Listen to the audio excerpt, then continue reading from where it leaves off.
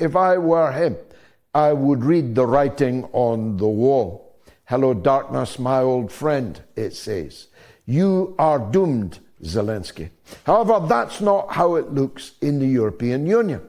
In the British Parliament today, you know, I always describe the two sides of the British Parliament as two cheeks of the same arse, but there's a bit in the middle, if you'll forgive me. And that bit is Ed Davey, the leader of the Liberal Democrats.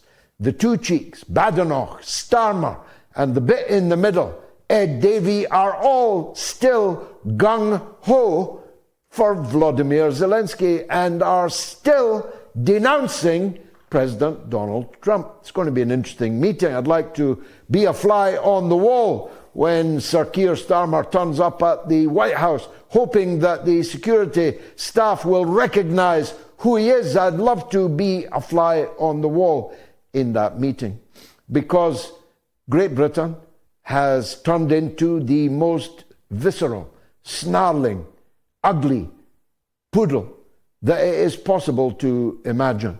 It has turned against its master. It's seeking to bite the ankles of the man who feeds it. And it is distinctly obvious that the attempt to declare war on Vladimir Putin and Donald Trump at the same time is entirely doomed.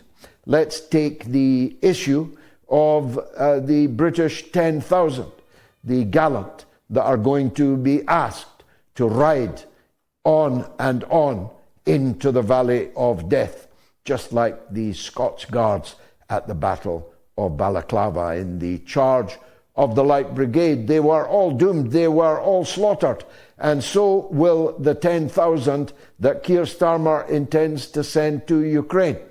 And if I were not a patriot, I would welcome it. If I did not care about the lives of our soldiers, I would welcome it. But as I am and I do, I cannot welcome it. Therefore, I declare war upon it.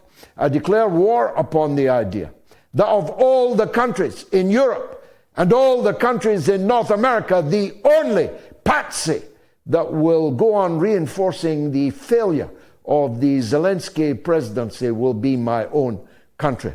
I cannot accept the blood of my own armed forces being shed for that little sniveling, coke-sniffing thief that is Volodymyr Zelensky. I will not accept it, and even more, because the leading general in the British Army this day said that the only way that we can intervene in the war in Ukraine will be to immediately reintroduce conscription into the British armed forces.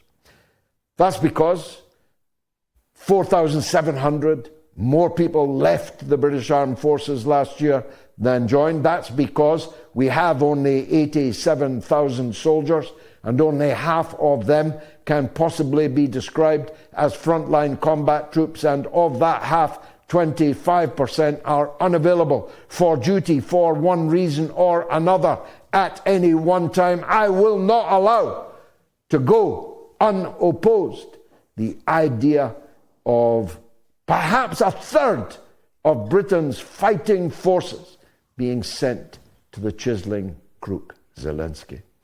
And I promised Keir Starmer last night, I do so again here tonight. If you try to introduce conscription in Britain, we will lead and organize the biggest mass movement that Britain has seen since the 1980s.